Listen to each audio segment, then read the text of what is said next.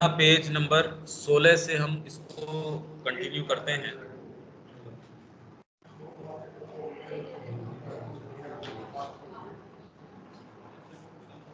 तो गीता के पहले 3 या 4 अध्यायों पर ही प्राय पूर्ण बल दिया गया है और उनमें भी समता के विचार पर और कर्तव्यम कर्म की उक्ति पर, जिसका अभिप्राय वही है जो आधुनिक दृष्टि में कर्तव्य शब्द से समझा जाता है।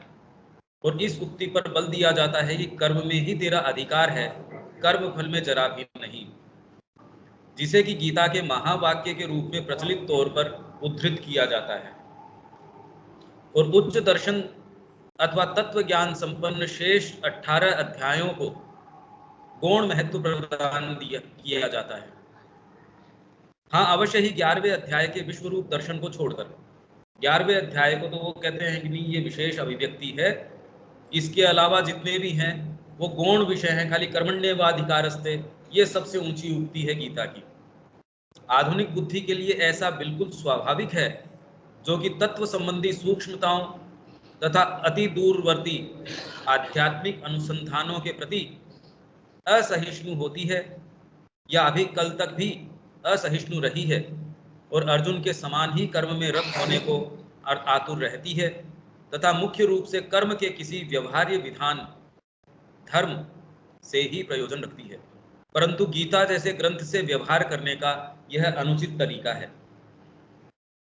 अब ये बड़ी विशेष इसमें चर्चा है, ये व्यावहारिक तरीके से ये प्रश्न उत्तर इसके अंदर आया है, और मैं आपके लिए ये पढ़ देता हूँ। हाँ, प्रश्न ये है इसमें कि गीता का महावाक्य है सर्वधर्मान परित्यज्य, क्योंकि गीता स्वयं कह रही है कि गुह्यतमम, सबसे गुह्यतम जो बात मेरी है। जब गीता स्वयं ये कह रही है कि मेरी गुह्यतम बात ये है, तो हम किसी दूसरे को गुह्यतम कैसे मान सकते हैं कि गीता का परम वचन। मैं आपसे कहूं कि अब मैं आपको अपनी गुह्यतम बात कहने वाला हूं, तो आप मेरी बात पे विश्वास न करके किसी और अध्याय में कोई दूसरी बात करिए, उसको गुह्यतम कैसे मान सकते हैं?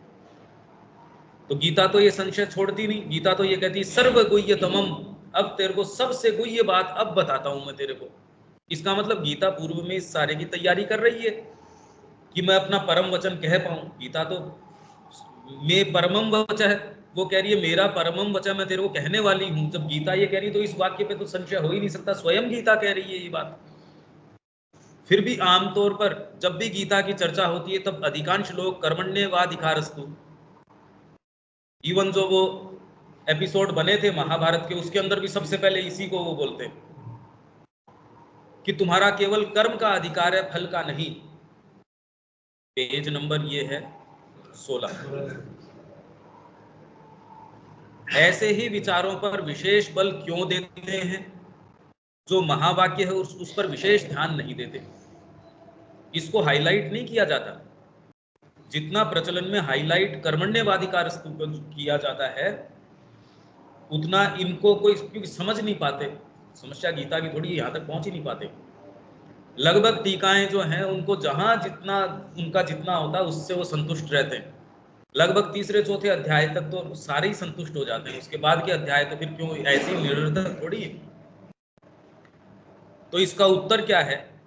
स्वयं गीता में तीसरे ही अध्याय में भगवान कहते हैं कि कर्म तो मेरी ही प्रकृति करती है। केवल मूढ़ जन ऐसा समझते और कहते हैं कि वे स्वयं कर्मों के कर्ता हैं, परंतु जिन टीकाकारों को इस बात का कोई गहरा अनुभव नहीं होता, वे ही इस प्रकार की उक्ति कर सकते हैं कि गीता कर्म को ही प्रधान बता रही है। अगर कोई ये कहता है कि गीता कर्म को ही प्रधान बता रही है, इसका मतलब उसको कोई आध्यात्मिक अनुभव इसका नहीं है। वो सीधी बात ये, इसमें कोई शब्द बचाने की आवश्यकता नहीं, उसको अनुभव नहीं है। इसकी कोई जबरदस्ती थोड़ी की जा सकती है किसी से कि उसको अनुभव हो ही। अगर आप आज टीका लिखना शुरू करें गीता पे, आपको कोई रोक थोड़ी सकता। पहले प्रकाशन की कोई समस्याएं थी नहीं, अब कोई भी प्रेस आपका छाप देगी, पुस्तक विक्रेता उसको बेच देगा, उसमें क्या बात है? अब तो कोई दिक्कत तो है नहीं छापने के अंदर। और फिर विभिन्न प्रसिद्ध व्यक्तियों द्वारा गीता पर लिखी टीकाओं में इस विचार पर बल देने के कारण ही यह आम प्रचलन में इस तरह समझा जाता है।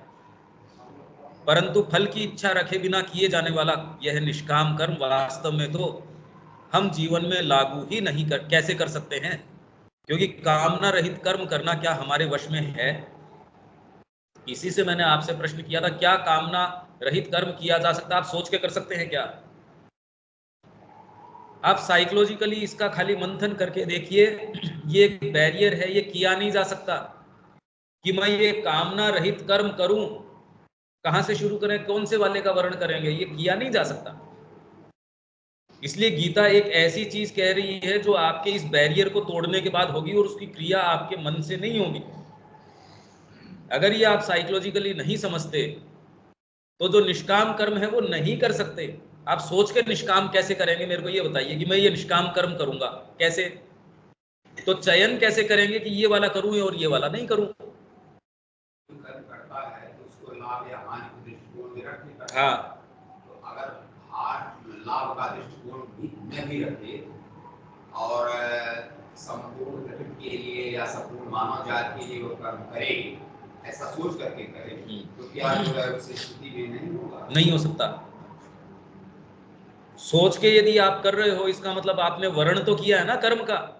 सात्विक कर्म कोई भी आप कर्म कर रहे हो तो भी वो निष्काम नहीं है अगर इन पैरामीटर्स के ऊपर करते हैं। क्योंकि आप कर्म का दो आपके पास चॉइसेस होती है, आप किसी आधार पे तो चयन करते हैं कर्म का। आप किसी आधार पे तो कर्म का चयन करेंगे। फल नहीं भी है, जैसे हम यहाँ बैठे हैं, अभी आप यहाँ नहीं आते तो आपको कोई दंड थोड़ी है इस बात का। चाय पीने के बाद जो लोग यहाँ से निकल जाते हैं या अपने फोन पे लगे रहते हैं या कुछ भी करते हैं, उस पर कोई दंड थोड़ी है। पर आपने चयन किया, तो आप किसी आधार पे तो चयन करते हैं किसी भी कर्म का। और अकर्म आप बैठ सकते ही नहीं, आपका होना मात्र भी कर्म है। एक पत्थर भी है, वो कर्म किए बिना नहीं रह सकता, क्योंकि जहां वो पड़ा है वो अपनी शेडो कास्ट कर रहा है। ये गमला यहाँ रखा है, इसकी शेडो यहाँ जा रही है, ये निर्जीव होने के बावजूद भी कर्म कर रहा है। आपका होना मात्र भी कर्म है। इसलिए कोई व्यक्ति ये कहता है, जैसे पुराने लोग करते थे, कि हम जंगल में चले जाएंगे। अरे पर आपकी वजूद ही अपने आप में कर्म है, आप रोक नहीं सकते उसको। आप नहीं रोक सकते उसको। आपका होना भी, अगर पत्थर को ऊपर से डाला जाए तो किसी का सिर फोड़ देगा, कर्म कर रहा है वो। इसका ये अर्थ हुआ कि निष्काम और कर्म की अवधारणा जो है वाजिब है? नहीं, भगवान ने श्री कृष्ण गीता में कहा है, यज्ञरोष यदस्नास तत्पुरुषमदर्पणम।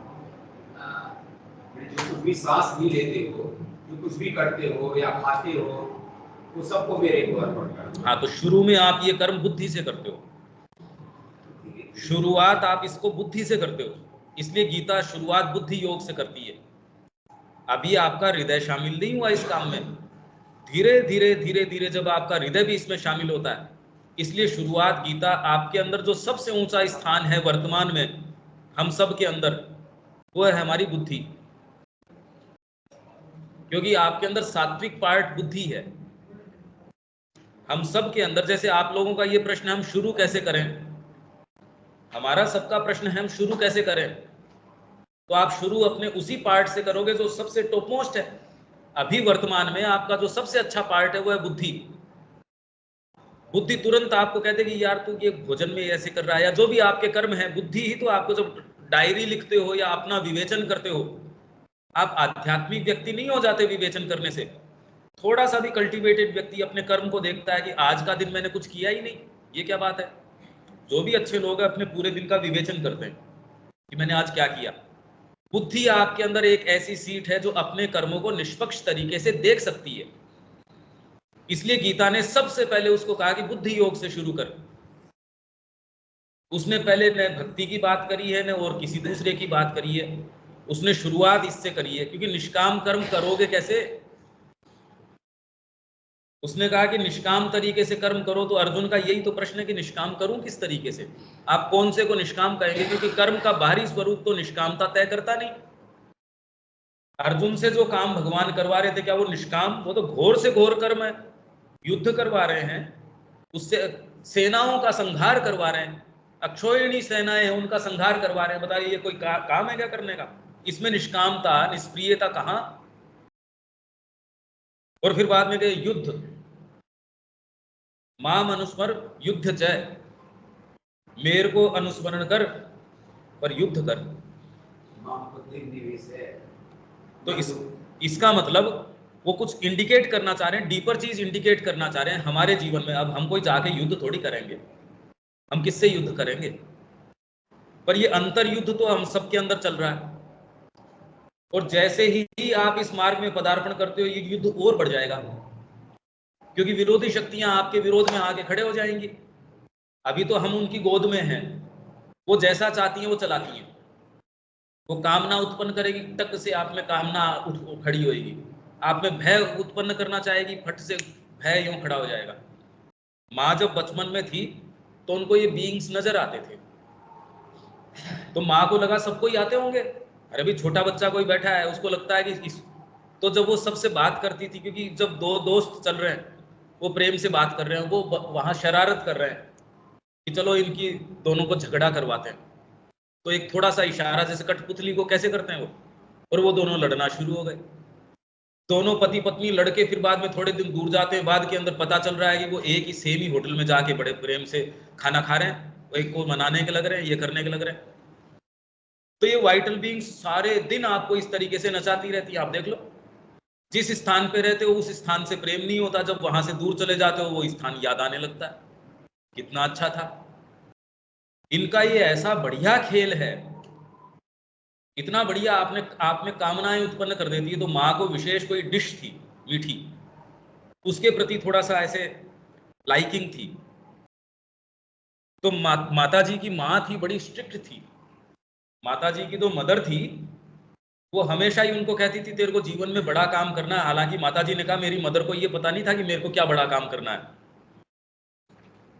तो उन्होंने वो डिश उनके सामने ला के रखी। माँ को दिख गया कि वो लोग मेरे को प्रेरित कर रहे हैं कि खा जाए इसको, जबकि उनकी मदर ने ला के दी है कि ले खा ले। उन्होंने कहा नहीं खाऊंगी। तो पहले तो उनकी माँ नाराज हुई कि डोंट मेक ए फस अबाउट इट, इतना इसके बारे में फस करने की जरूरत नहीं है, इतना क्या इसका मुद्दा बना रखा, खा ले चुपचाप इसको, तेरे को तो पसंद है ये वाली। उन्होंने कहा नहीं खाऊंगी। तो उन्होंने कहा उन शक्तियों ने सारे आके इकट्ठी हो गई, मेरे जीवन को नर्क बना दिया 72 घंटे या कितनी देर तक, कि ये लगा कि मेरी जिंदगी खाली अटक इसके ऊपर रही है, इतना तक मेरे अंदर पैदा कर दिया। पर मैंने उनको स्थान नहीं दिया, और जितने भी 3 दिन 4 दिन 5 दिन जब तक वो रही और अपनी जो करना था उन्होंने करके पूरा कर लिया, मैंने कहा मैं तुम्हारी बात नहीं मानने वाली हूँ। जिंदगी भर मेरे को छोड़ के चली गई। फिर वो शक्तियां जो हैं कभी मेरे को एंटाइस नहीं किया कि अरे फालतू है, इस पे दिमाग लगाने से इतना तो और किसी पे दिमाग लगाते तो बढ़िया था, इस पे क्यों दिमाग लगाओ, छोड़ो। तो हमारे माध्यम से ये जो तो निष्कामता जो है, मेरा प्रश्न यही था आप शुरू कैसे करें? ये कर्म का चयन किस आधार पे करेंगे? आपके पास कोई आधार नहीं है कर्म के चयन का। धीरे धीरे जब आप बुद्धि से चयन करते हो तो उसको आप सात्विक कह देते हो। तो रामकृष्ण जी ने कहा बेटा बांधती तो तीनों ही चेन है, तमस है वो लोहे की चेन है, रजस है वो चांदी की है, और सत्व है वो सोने की है, पर बंधन तो उतना का उतना ही है। आप यदि हवाई जहाज के एक डोरी बांध देते हो, चाहे चांदी की बांधो या सोने की बांधो, वो उड़ने वाला नहीं है। आप कहो नहीं मेरी वाली डोरी तो जो है मैंने तो प्लेटिनम की बनाई है, तो उससे थोड़ी उड़ जाएगा वो। तो इसलिए आप किन्हीं भी गुणों में इनमें काम कर रहे हो तो कर्म का आधार क्या है, पर धीरे धीरे हाँ ग्रो करते हो आप। तामसिक से आप तुरंत ही ये कहो निस्त्रय गुण्य बन जाओ, बेचारे बस की बात थोड़ी है। इसलिए बुद्धि योग सबसे पहले जरूरी है। आप पहले बुद्धि में अपना गोल तो तय करो, हम कैसे शुरू करें ये प्रश्न है हम सबका। तो पहले अपनी बुद्धि से गोल तय कर लो। आप कह रहे हो मैं तो गोल तय नहीं कर पा रहा, तो फिर बाद में पहले गोल तय करने की स्थिति में आओ। अरे कोई तो लक्ष्य रखेंगे जीवन में। हम किसी बच्चे को भी पूछते हैं बेटा तेरा जीवन में क्या गोल है, क्या लक्ष्य है, क्योंकि लक्ष्यहीन जीवन तो हमेशा ही दुखद जीवन है, माँ कह रही है।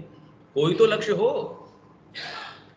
और जो लक्ष्य आप निर्धारित करते हो बुद्धि को उसमें नियोजित कर दो, बुद्धि आपकी सहायता करेगी उस लक्ष्य के अनुरूप, आपके अंदर जितनी भी क्रियाएं हैं उसके अनुरूप बनाने में। यहां से आप शुरू करो, आपका मार्ग आगे चलता रहेगा। मेरे पास ऐसी टॉर्च है जो खाली 3 फीट तक की दूरी दिखाती है, छोटी टॉर्च है। अरे 3 चलेंगे अगले 3 दिखाएगी। आप 3 फुट आगे चलोगे तो 3 और आगे दिखा देगी, तो आपका रास्ता तो अनंत तक दिखा दिया ना उसने। ये आप कहो मैं तो 3 ही फुट चल पाऊंगा, अरे तो 3 के बाद और 3 भी तो चलेगा। और ये ऐसी टॉर्च है जिसका प्रकाश 3 ही फुट नहीं रहता, अगर आप 3 चलोगे तो बाद में इसका पोटेंसी बढ़ती जाती है। अगर ये 3 फुट चलते हो फिर बाद में वो और इसका कोई अनुपात नहीं है। जैसे आप घोड़ा गाड़ी के ऊपर चल रहे हो, उसकी गति कितनी भी है, आपने उसको मोटर लगा दी, एक गति है, पर जैसे ही आपने हवा का मार्ग अपना लिया उसकी गति उसके अनुपातिक नहीं है, वो चेंज हो गई। और अब आप गति के अंदर अगर रॉकेट को काम में लेते हो तो उसकी गति बिल्कुल चेंज हो गई। वही मन की गति काम में लेना शुरू कर दोगे तो ये सारी खत्म बस। तो आप इन गतियों को कैसे काम में लोगे? भौतिक विज्ञान ही नहीं ले रहा। दूसरी आकाश गंगाओं को प्रकाश वर्ष से गिन रहा है, वो प्रकाश वर्ष से गिनता है। प्रकाश की भी तो कोई गति है, मन की तो उससे कितनी तेज गति है, और आत्मा ऑलरेडी व्याप्त है वहां, उसकी गति है ही नहीं। आत्मा तो ऑलरेडी वहां है, मन तो फिर भी जाना पड़ता है उसको, आत्मा को जाना आना नहीं पड़ता, वो तो ऑलरेडी है। तो ये तो आपके लिए आयाम ही नया खुल गया, आपकी गति कितनी चेंज हो गई। आपके पास घोड़ा गाड़ी है तो आप उसके दायरे से कहां तक की यात्रा करने की सोचेंगे, जितनी उसकी क्षमता उतनी सोचेंगे। जैसे ही आपके पास अच्छी रेसिंग कार आ गई तुरंत आप कहेंगे दिल्ली कौन सी दूर है, ये गए ये आए। वही आपके पास हवाई जहाज है या हेलीकॉप्टर है, आप किसी दूसरे महाद्वीप की भी सोच सकते हैं, जाके क्यों आ जाएंगे। तो वैसे ही आपकी पोटेंसी बढ़ती जाती है। नहीं, इसी पोटेंसी पे कौन सी साधना कर लोगे आप? कुछ नहीं, पेट तो नहीं बढ़ता व्यक्ति का। साधना इस पोटेंसी पे थोड़ी होती है, और लीनियर डायमेंशन पे होती भी नहीं कि आज मैं ऐसे हूं तो कल इसका 2 गुना हो जाऊंगा, 4 गुना। ये ऐसे नहीं होती, ये आयाम ही नया खुल जाता है। जैसे यदि आप में बुद्धि की क्षमता है तो आपको इतनी मेहनत करनी नहीं पड़ती, एक लेक्चर आप देते हो उसके अंदर साल भर का पेट भरने का काम हो गया आपका।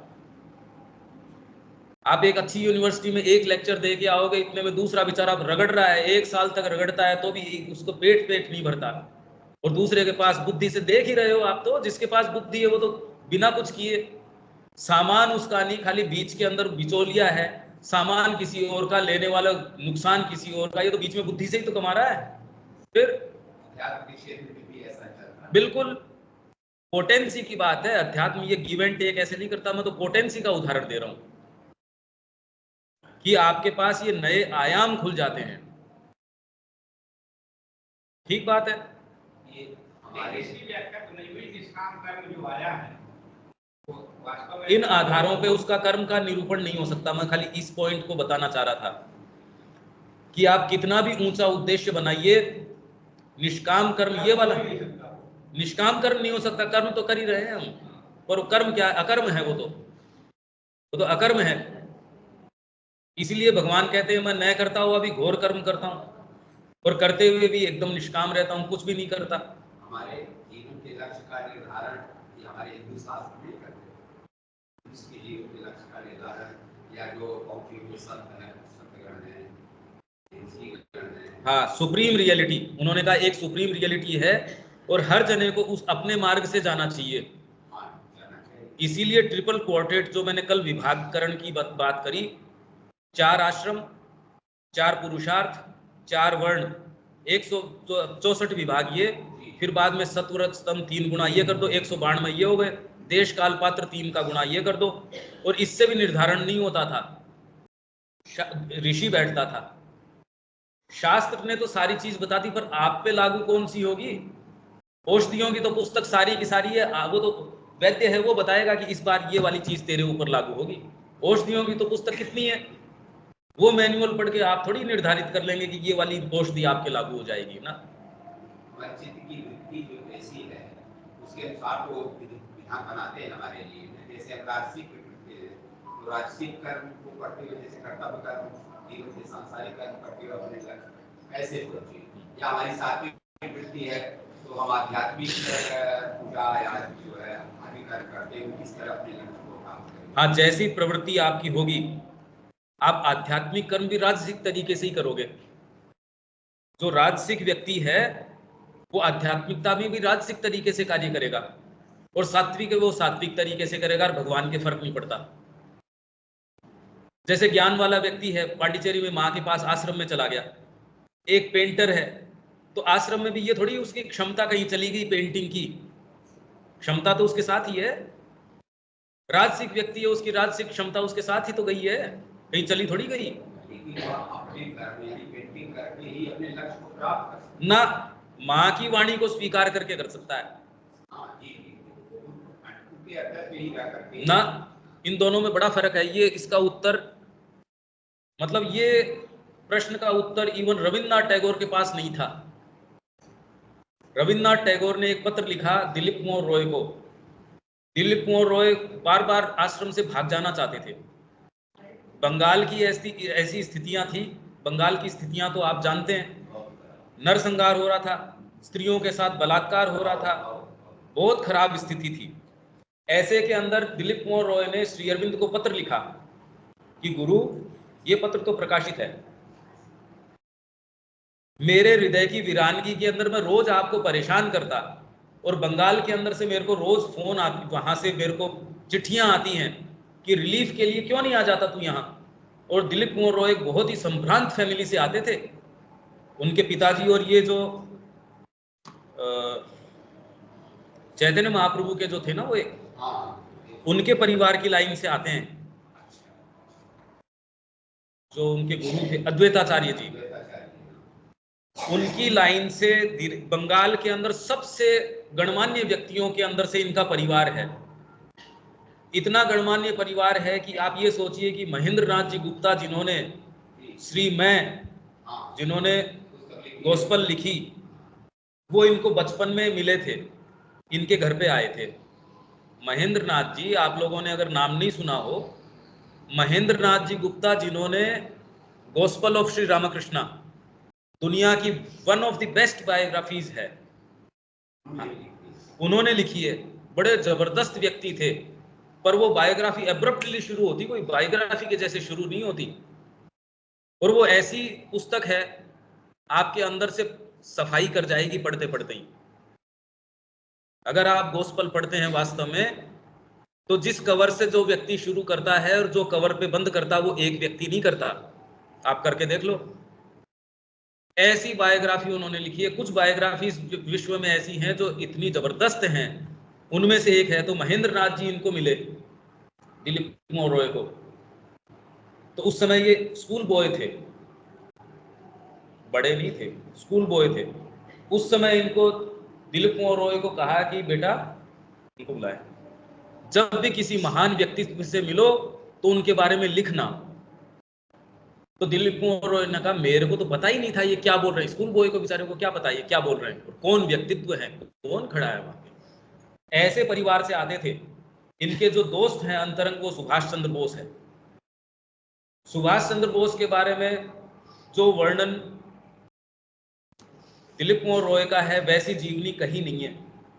दिलीप कुमार रॉय ने जो उनके चरित्र चित्रण किया है, नेताजी द मैन, वैसा चरित्र चित्रण और कहीं नेताजी का मिलता ही नहीं। इतना अंतरंग, बेस्ट बुक है। अगर नेताजी को समझना है तो उनके चरित्र के बारे में उससे ऊंची किताब नहीं है। तो इतने अंतरंग मित्र सुभाष चंद्र बोस के। गांधी जी कहते हैं, मैंने इससे ऊंची वाणी नहीं सुनी, इससे सुंदर संगीत नहीं सुना। जिनके संगीत को स्वयं श्री कृष्ण सुनने आते थे, दिलीप कुमार रॉय के संगीत को श्री कृष्ण स्वयं सुनने आते थे। तो ऐसा व्यक्तित्व। और जब बंगाल के लिए उनको पत्र लिखा गया कि बंगाल की ऐसी स्थितियां, तू कर क्या रहा है वहां आश्रम में, क्योंकि वो संगीतकार थे, तो तू यहाँ सभाएं ऑर्गेनाइज कर, यहाँ रिलीफ की आवश्यकता है, तू आ बंगाल में काम करेगा। तो उन्होंने श्री अरविंद को ये लिखा कि गुरु, बंगाल की ये स्थितियां हैं। और रविन्द्रनाथ टैगोर भी मेरे को ये बोल रहे हैं कि दिलीप, टेम्परामेंट से हम एक कलाकार हैं, योगी नहीं। ये बात दिलीप कुमार रॉय ने कोट कर दी श्री अरविंद को, क्योंकि आपने जो बात कही, ये सारे पत्र और सारी चीजें आध्यात्मिक जीवन में जब आप जाते हो तो आप इनको दोनों जो तोल सकते हो, देख सकते हो। कला आध्यात्मिकता नहीं हो सकती, आध्यात्मिकता के अंतर्गत यदि होगी तो वो है।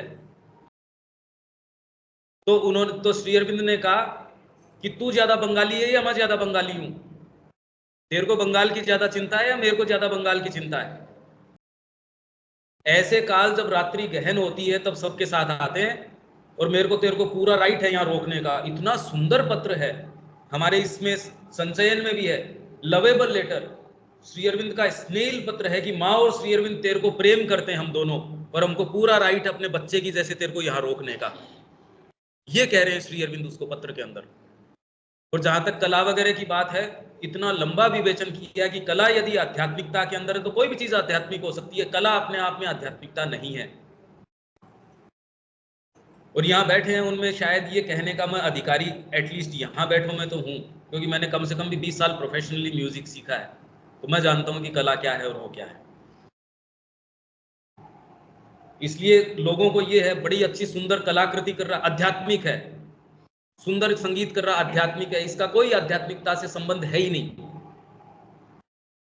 आप कार्टन पैक कर रहे हैं तो भी आध्यात्मिकता है, आप कुछ भी कर रहे हैं तो आध्यात्मिकता है, और यूं आप माला भी फेर रहे हैं तो आध्यात्मिकता नहीं है। ये तो सारे ही फेरते हैं आजकल, एक भागवत पढ़ रहा है बाकी बैठ के माला जप रहे हैं उसकी, या आप पैसे दे देते हो मेरे नाम की माला जप देंगे, उसमें क्या बात है, उसका आध्यात्मिकता से क्या संबंध है। मेरा प्रश्न जो अब मेन मुद्दा ये आया था कि निष्काम कर्म आप सोच के कर नहीं सकते, तो इसके लिए हम शुरू कहां से करें। मैंने ये निषेधात्मक नहीं, मैंने ये कहा कि आपके अंदर बुद्धि सबसे सर्वोच्च ऊंची सीट है, उससे शुरू कर दो। भगवान के निमित्त यज्ञ स्वरूप भगवान ने सबसे पहले कहा कि मेरे निमित्त मेरी प्रसन्नता के लिए कर्म करना शुरू कर दे, यही इसके अंदर आगे आएगा। कामना रहित करना क्या हमारे वश में है? हम कर सकते हैं क्या कामना रहित कर्म? इस कर्म की विषमता को देखकर ही तो अर्जुन ये पूछता है कि ऐसा कर्म संभव ही कैसे हो सकता है। यदि कामना न हो तो व्यक्ति कर्म करेगा ही क्यों, और यदि करेगा भी तो विभिन्न कर्मों व विकल्पों के बीच उसके लिए चुनाव का आधार क्या होगा। और दूसरे आप ये देखिए कि जहां कामना नहीं होती वहां कर्म के अंदर उतना फिर बाद में इंटेंसिटी भी नहीं आती, कर लेंगे माँ के लिए क्या है। और जहां आपको ये अरे नहीं बच्चे की शादी करनी है, उसमें तो कितना भागदौड़ करते हैं। बच्चे की शादी करनी उस समय कोई नहीं कहता छोड़ दे माँ के ऊपर, माँ अपने आप करेगी। अरे उस समय निकला जा रहा है, माँ के ऊपर कैसे छोड़ दिया जाए। उस समय माँ की बात नहीं आती कि माँ के ऊपर छोड़ दो वो अपने आप करेगी। या बच्चा आईसीयू में है, उस समय कोई ये कहे माँ के ऊपर छोड़ दो, प्रार्थना जरूर करता है वो, पर अपने जो मैं क्या चाहता हूँ वही माँ को कह देता है ये वाली चीज चाहता हूँ, और प्रार्थना में स्वीकार कर ले इसको। प्रार्थना का मतलब ये है कि माँ को आप डिक्टेट कर रहे हो ये वाली चीज कर दे। मैं ये सारी साइकोलॉजिकल एनालिसिस की बात बता रहा हूँ आपको, क्योंकि ये कोई भी ग्रंथ लिख के कभी नहीं देगा, नहीं तो पकड़ के ले जाएंगे उसको अगर ऐसी बात लिख देगा तो। अगर कोई ग्रंथ ये कहता है कि प्रार्थना का मतलब ये है तो लोग तो आक्षेप करेंगे, उठा ले जाएंगे उसको। बाकी प्रार्थना आप बारीकी से देखिए कि आपके अंदर कुछ न कुछ आप माँ को डिक्टेट करते, माँ ऐसा हो जाए तो ठीक रहे। आप गिवन कंडीशंस देते हैं, ये वाली चीज नहीं होनी चाहिए, ये होना चाहिए, इसमें ये साथ में ये होना चाहिए। विवेकानंद जी ने कहा है कि जितने निष्काम कर्मी होगी वो सब श्रेष्ठ कर्मी हुए हैं इस देश में। इस चीज को बार बार उन्होंने कहा है, यानी उनका कर्म करने में कोई वो नहीं होता था, इंटेंशन नहीं होता था कि हम इस उद्देश्य से कर रहे हैं। हाँ, पर विवेकानंद जी तो फिर भी उद्देश्य से कर रहे थे। विवेकानंद जी वो वहां अमेरिका गए पैसा लाने के लिए, ज्ञान देने के लिए नहीं गए थे। उन्होंने कहा मेरी माँ के लिए मेरे को एक मठ की स्थापना करनी है, और विवेकानंद जी की हेल्थ तोड़ दी।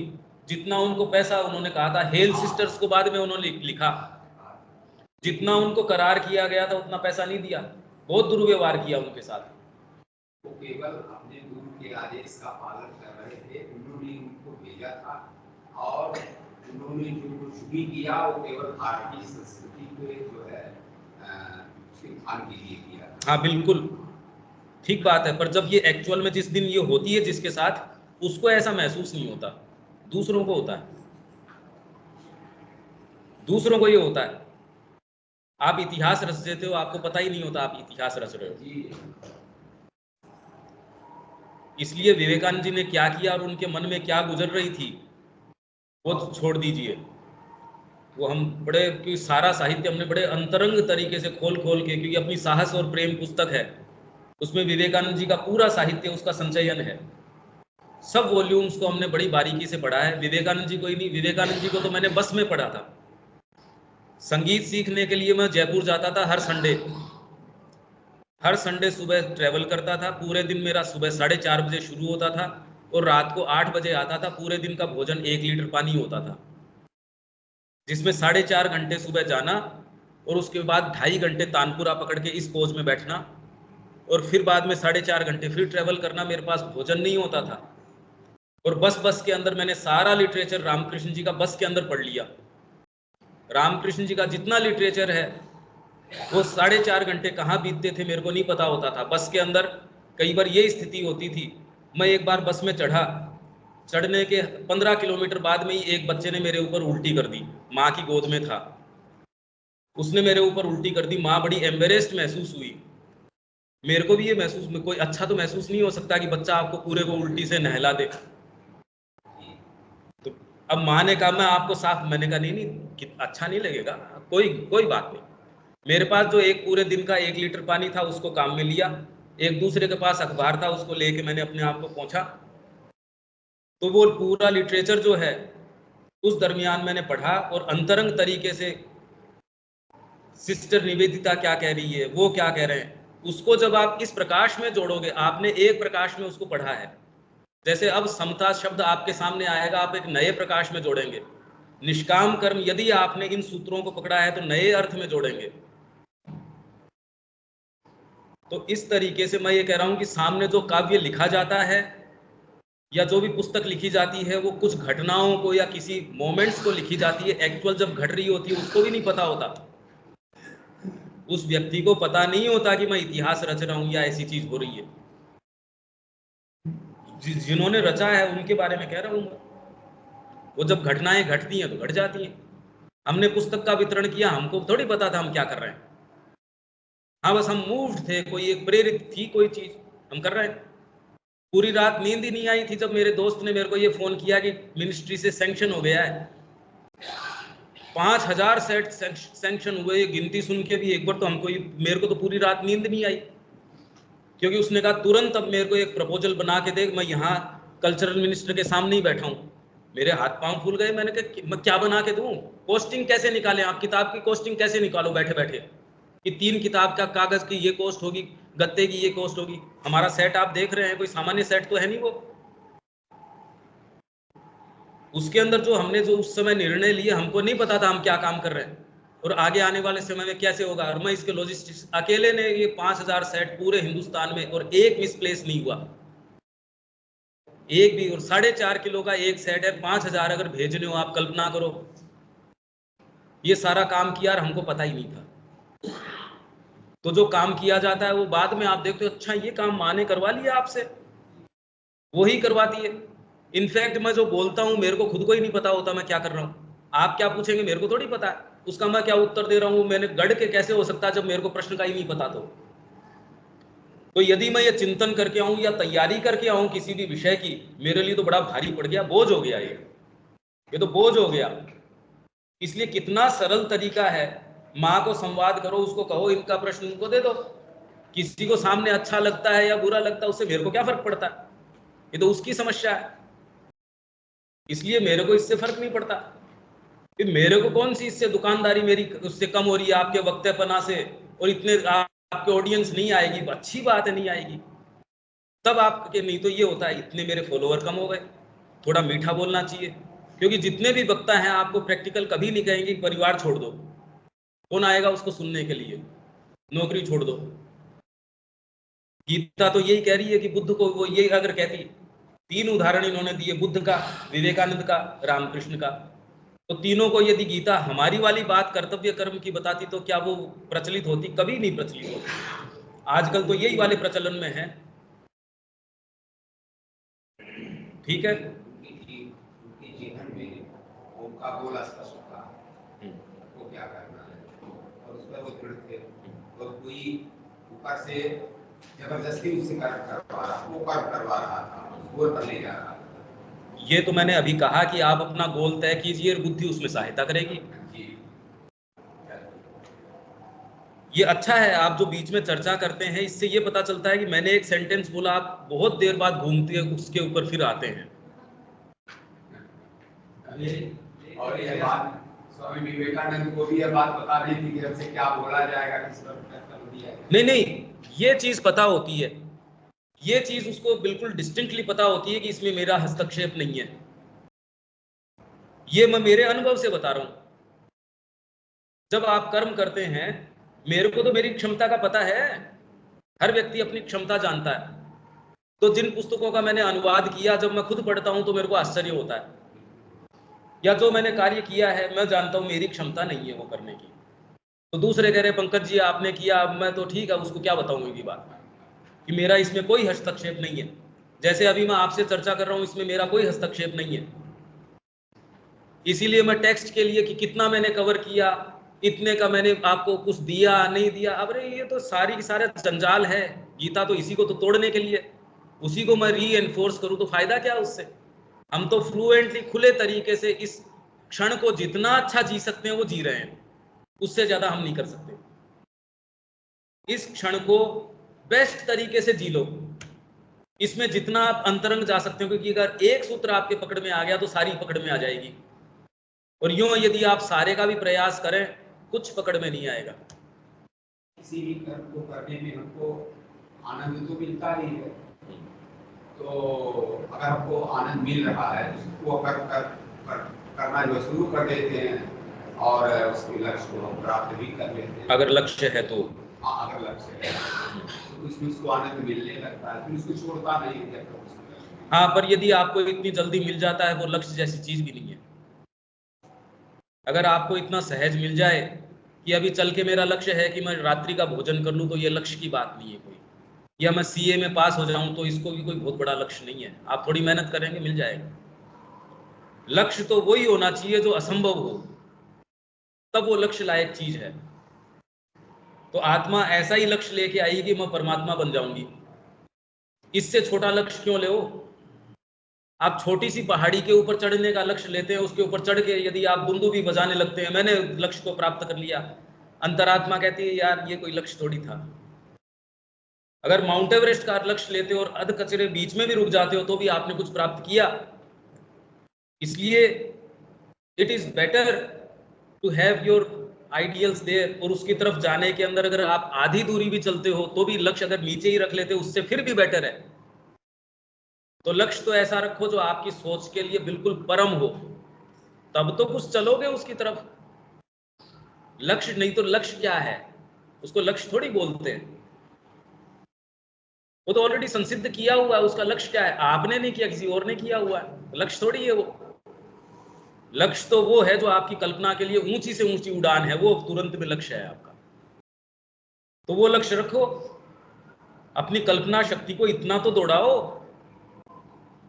और वो लक्ष्य निर्धारित करो अपने सामने, और उसके लिए सारे रिसोर्सेज आपको जो मिले नियोजित कर दो। अगर आपकी कल्पना में कोई चीज आ सकती है तो आप निश्चित ये मानिए वो संसिद्ध तो हो ही सकती है, क्योंकि कल्पना में आ गई, कल्पना की पकड़ में आ गई, इसका मतलब धरती के ऊपर आ गई। गीता ये चीज खोल देती है हमारे सामने। सारा जीवन यज्ञ में बनाओ, ये भगवान कृष्ण कह रहे हैं। मेरे को जब समय हो तब रोक देना, या आपको जब इसमें लगे कि अब हो गया, तो भगवान उसको कह रहे हैं मेरी प्रसन्नता के निमित्त कर्म करो।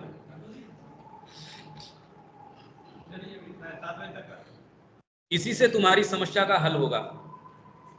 श्री अरविंद की गीता के ऊपर टीका से प्रभावित होकर ही श्री योगी श्री कृष्ण प्रेम ने दिलीप कुमार रॉय को कहा था कि हर हिंदुस्तानी को इसे पढ़ना चाहिए, क्योंकि इसमें जिन तत्वों का निरूपण हुआ है वे और कहीं नहीं मिलते।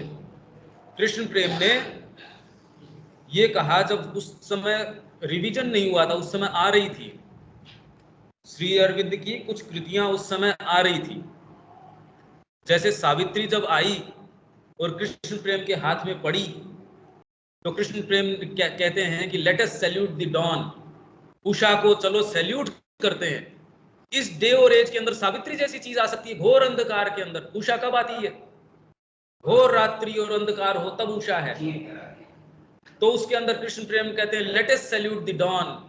जब पहली बार उन्होंने सावित्री जब आ रही थी और सावित्री को देखा, वो तो योगी थे, देखते कहते इस डे और एज के अंदर सावित्री जैसी चीज आ सकती है, let us salute the dawn. कितनी विशेष बात है, आप सोचिए। और वो उषा तो हम सबको उपलब्ध है, हम रात्रि में क्यों जाना चाहिए, वो तो हम सबको उपलब्ध है। उन्होंने तब कह दिया let us salute the dawn. तो वैसी ऐसे जोंदा गीता के लिए उन्होंने कहा हर भारतीय को ये पढ़नी चाहिए। हर भारतीय को श्री अरविंद की जो ऐसे जोंदा गीता है, ये तो उनको उस समय समझ में आ गई थी, हमको आज भी नहीं समझ में आ रही। हमको ये बात आज भी नहीं समझ में आ रही। इसी से प्रभावित होकर श्री दिलीप कुमार रॉय श्री अरविंद के संपर्क में आए, वो उनके शिष्य बने। दिलीप कुमार रॉय भी इसी से प्रभावित होकर आए थे, उन्होंने गीता पढ़ी थी, तब उनके अरे ये कैसी विशेष बात है। ओहो, अगर आपको ये लगता है कि आपकी अंतरात्मा की वाणी श्री अरविंद के शब्दों के अंदर है, तो इसका मतलब सही स्थान पे हो, बिल्कुल सही स्थान पे हो आप। कि जिन प्रश्नों के मेरी आत्मा उत्तर ढूंढ रही थी वो तो लिखे मिल रहे हैं, तो इसका मतलब मेरे गुरु हैं ये। आपको किसी चीज की आवश्यकता नहीं है, सब आप उसको उसके अंदर पा सकते हैं। और ये कोई खाली शब्द में विग्रह नहीं है, ये तो हमारा रोज का अनुभव है। आप उनको पुकार के देखिए, आपकी कैसी भी स्थिति के अंदर हो, वो तुरंत आपको एक पर्सनल आदमी आके वैसी सहायता नहीं कर सकता जितना मां श्री अरविंद आके तुरंत आपको सहायता करेंगे। करके देख लीजिए, हो ही नहीं सकता कि आपको उत्तर न मिले, निश्चित। इतना कॉन्फिडेंस से मैं कोई साहित्य के आधार पे नहीं बोल रहा, मेरा तो जीवन ही यही है, उस आधार पे बोल रहा हूं मैं। तो ऐसा क्या कह सकते हैं कि श्री अरविंद के पूर्ण योग में सभी योग पद्धतियों के समन्वय होने के पूर्व गीता ही एक सर्वाधिक समन्वयकारी पुस्तक रही है। श्री अरविंद ने सिंथेसाइज किया सब योगों को, इसलिए सिंथेसिस ऑफ योग, सिंथेसिस है उनका, कि कैसे उनको सारों को सिंथेसाइज करें, उनका समन्वय कहाँ साधित होता है। तो प्रश्न ये है, क्या इससे पूर्व हम कह सकते हैं कि श्री अरविंद ने जो समन्वय साधा, उससे काल पूर्व में गीता ही एक ऐसा ग्रंथ रहा? अवश्य ही, इसीलिए इसे सर्वोच्च ग्रंथ हिंदू धर्म की बाइबल के रूप में माना जाता है। नहीं तो और बहुत ग्रंथ हैं, कितनी कितनी चीजें हैं, इसमें गीता ऐसी विशेष क्या बात है भाई? हम अगर ये पूछें कि गीता की क्या विशेषता है, हम नए समझते हो, चाहे टीकाएं कैसी भी हो, फिर भी सारे के सारे गीता को पकड़े हुए हैं। क्या विशेषता है ऐसी, नए जानते हुए भी? क्योंकि यही एकमात्र ऐसा ग्रंथ है जो एकांगी नहीं है, सर्वांगी है, सबका समन्वय साधता। कोई एक पद्धति को ये कि इसको ले जाके निरूपण कर दिया ना। और जोरदार बात है कि किन्हीं पद्धतियों से बंधता भी नहीं है, इसीलिए लास्ट में ले जाके सारी पद्धतियों को तोड़ डालता है। मजा तो इसी में है, आप सारे मार्गों पे गए, हवाई जहाज रनवे पे दौड़ रहा है, बंधन तोड़े, उड़ गया। ये तो मजा होना ही चाहिए आपके जीवन में। आपने भक्ति मार्ग कर लिया, ये मार्ग कर लिया, वो मार्ग कर लिया, अब आप लास्ट में आते हैं माँ के पास, और उसको ये फिर बाद में अपनी सारी चीज उसकी बत्ती बनाते हैं और माँ के चरणों में उसको जला देते हैं। कितना आनंद आता है ये सुन के भी।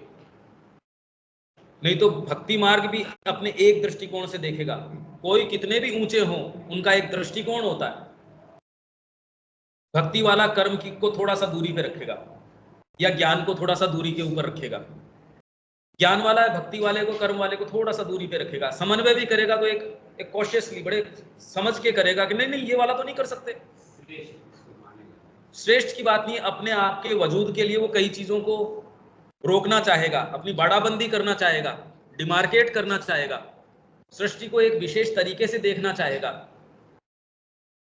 यहां ये कहता मां आप जैसा चाहें, तब वो इससे परे चला जाए किन्हीं भी योग मार्गों से।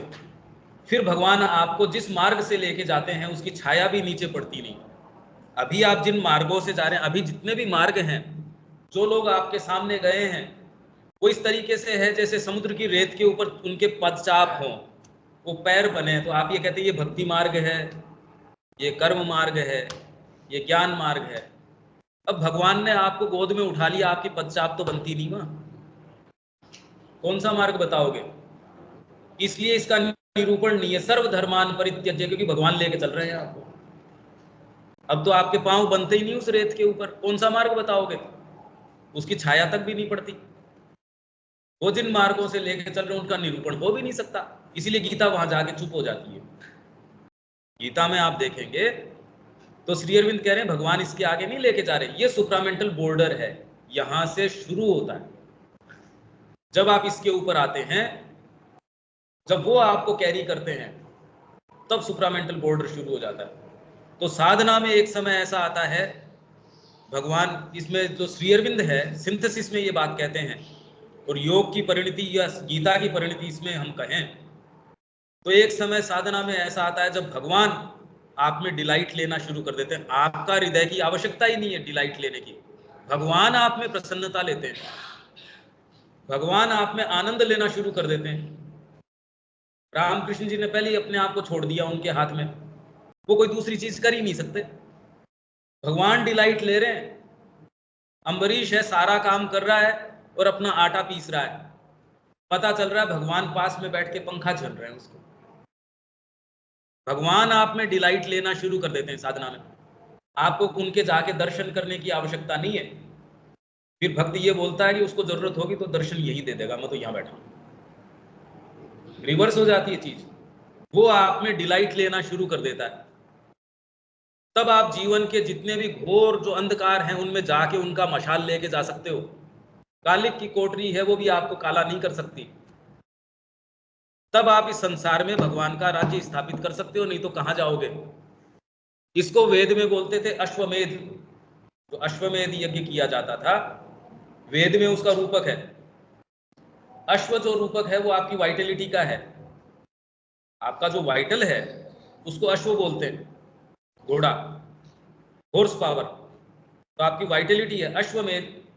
तो वो क्या करते थे, पहले घोड़े को छोड़ दिया, अश्वमेध में यही करते थे, और कोई भी उसको पकड़ नहीं सकता।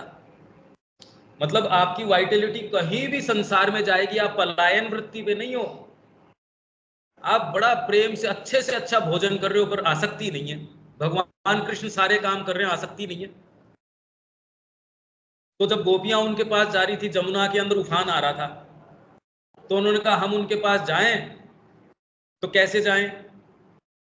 तो दुर्वासा जी को पूछा उन्होंने, दुर्वासा जी के पास जा रही थी वो, दुर्वासा जी का एक स्थान है वहां, यदि आप वृंदावन जाएं तो वहां दुर्वासा जी का स्थान है। तो भगवान कृष्ण को पूछा कि दुर्वासा जी के पास जा रही हैं हम, तो बोलिए हम उनको क्या बोले, ये गंगा जी में तो उफान आ रहा है।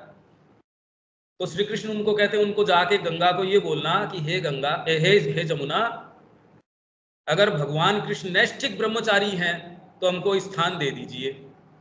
अब भगवान कृष्ण का ब्रह्मचारी का तो कोई संबंध ही नजर नहीं आता, कितनी कितनी रानियां, कैसी गोपियां। तो वो गई और उन्होंने कहा हे जमुना हमको मार्ग दे दो, तुरंत मार्ग दे दिया।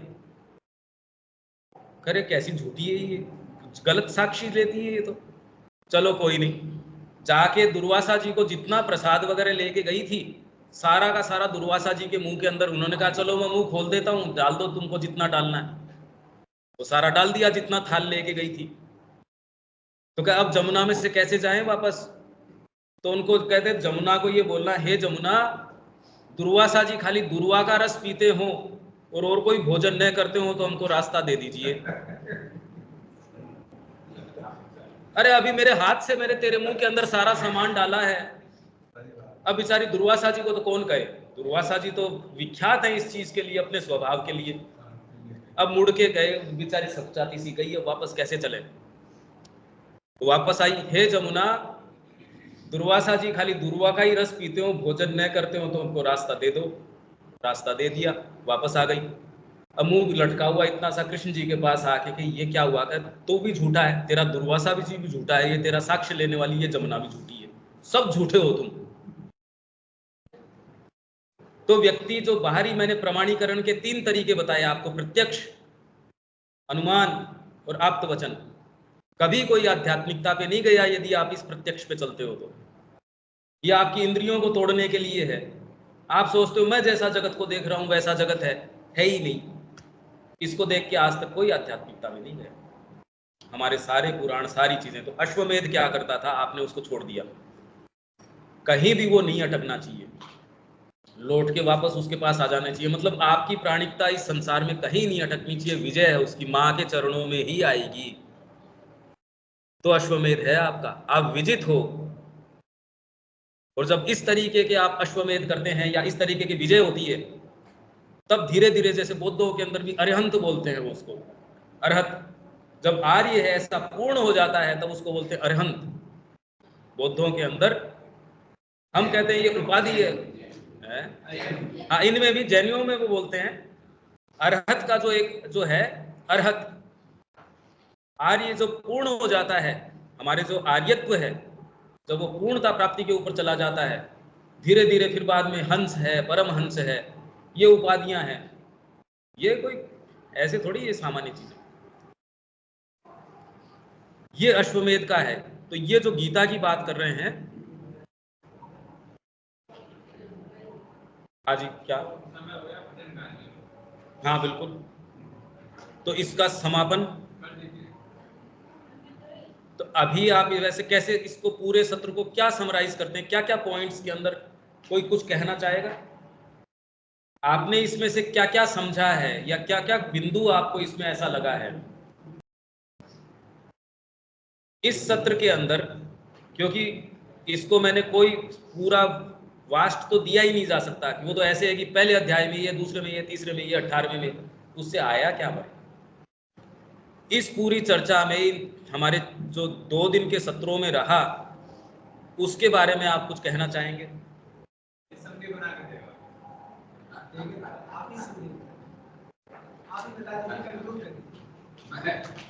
हम थोड़ा सा, हाँ बोलिए। जैसे अन्य शास्त्रों में कहीं भक्ति पर जोर दिया गया है, कहीं ज्ञान पर जोर दिया गया है, कहीं प्रेम पर जोर दिया गया है, कहीं योग पर जोर दिया गया है। लेकिन इनको करते हुए भी जब तक हम अपने आप को पूरी तरह से उनके चरणों में, श्री चरणों में समर्पित नहीं कर देते हैं, तब तक जो है यह हमारा पूर्ण योग नहीं हो सकता है। आप क्या बोल रहे हैं? आप कुछ बोल रहे हैं? नहीं, वो कंक्लूड उन्होंने किया नहीं। आप अगर कुछ बोलना चाहें आप बोल दीजिए। हाँ हाँ, आप देखिए, ये एक ऐसा हमारा यहाँ संघ है, हम बैठे हैं, इसमें सकुचाने की आवश्यकता नहीं है, क्योंकि ये समय दोबारा नहीं मिलेगा। तो इसमें आप मन में कोई संकोच, अरे जब घर परिवार के लोग बैठे हैं, इसमें संकोच करोगे तो फिर बाद में बात क्या है?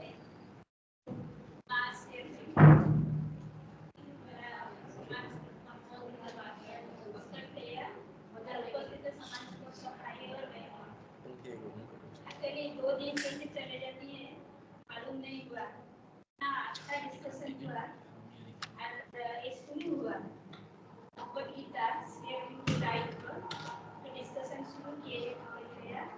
हम लोग को अभी जाके ऊपर पढ़ना ही है, और यानी पढ़ना नहीं, अंदर में जाना ही है, और हम लोग का जीवन का ट्राई करना चाहिए। मैं आज के समय तो खत्म हो जाता है, आज तक कितना महान दिन है। इसी प्लेस पर 35 years बैक यहाँ श्री अरविंद की रैली स्थापना हुआ था। जब स्थापना हुआ था तब होता था कि इलेक्ट्रिसिटी बाहर में नहीं था, और बाबा जी महाराज जी आए थे, अनेक साधु संत बाबा जी अपने अपने सब साधु संत के आश्रम जाके इनवाइट किए थे आने के लिए। अद्भुत परिवेश था, हम लोग उसी टाइम पर सौभाग्य गया था अटेंड करने के लिए, अद्भुत परिवेश था। और बाबा जी महाराज बाद में बोले, इनका जो विजन हुआ था उसी दिन, गोल रेल, सुगंध की बारिश उसी दिन अयोध्या के ऊपर, यहाँ ठीक सेंटर का ऊपर अयोध्या के ऊपर। कितना महान है बाबा जी महाराज, जो बोले हैं, जो लिखते हैं, वो इनका ग्रंथावली कलेक्टेड वॉल्यूम्स 3 वॉल्यूम्स हम लोग कोरिया में आए हैं। कभी होगा वो हिंदी में ट्रांसलेट हो सकता है, अभी एक पुस्तक इनका होता है, तो पुस्तक लिखे श्री अरविंद लोकसाहित्य।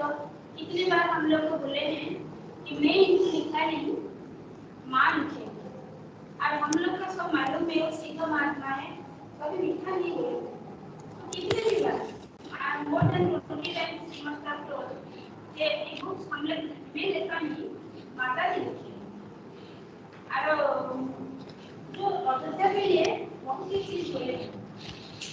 अभी जो कुछ दिन पहले कुछ समस्या चल रही है, अभी थोड़ा खत्म नहीं, 100% नहीं हुआ, अब इतना ही बहुत ही हम लोग का खूब वरीड था। लेकिन सेंटेंस 2 सेंटेंसेस हमारे स्टडी सर्कल में पढ़े थे। माता जी का कंप्लीट प्रेजेंस यहाँ है, जितना भी समस्या आएगी माता जी सबको ठीक करेंगे, दूर करेंगे। और भी कितने अयोध्या के लिए लिखे हैं।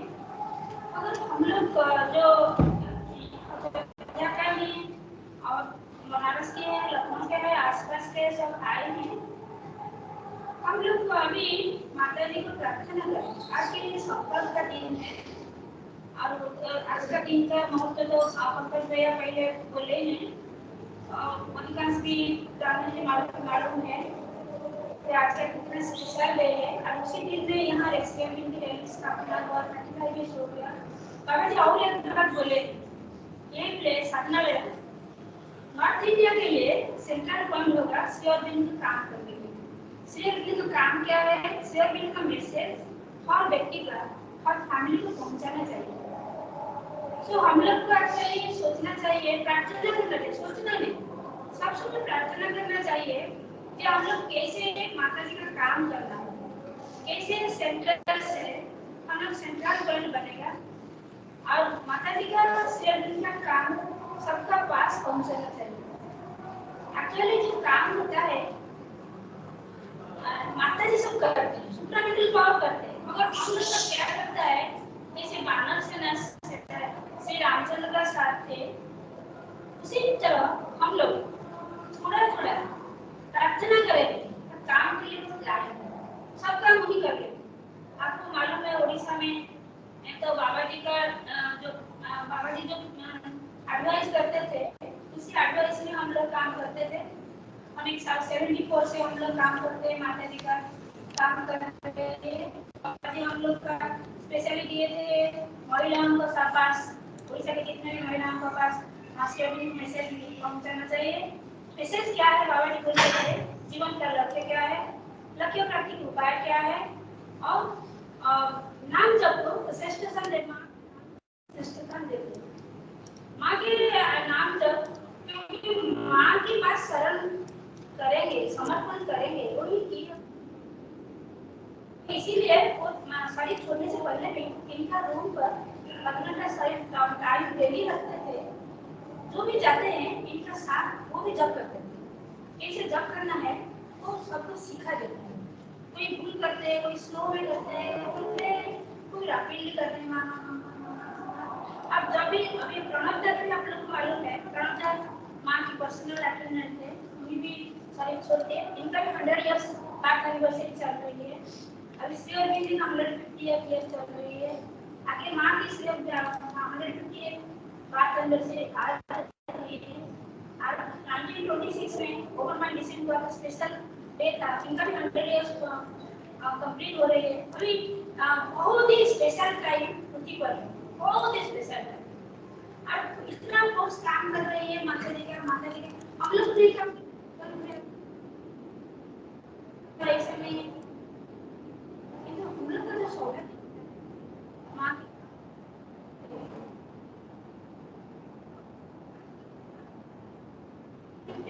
बाद में देखिए अभी परिवर्तन है। आप जब रैली से आते थे वहाँ पे बोले थे ग्रहण करने के लिए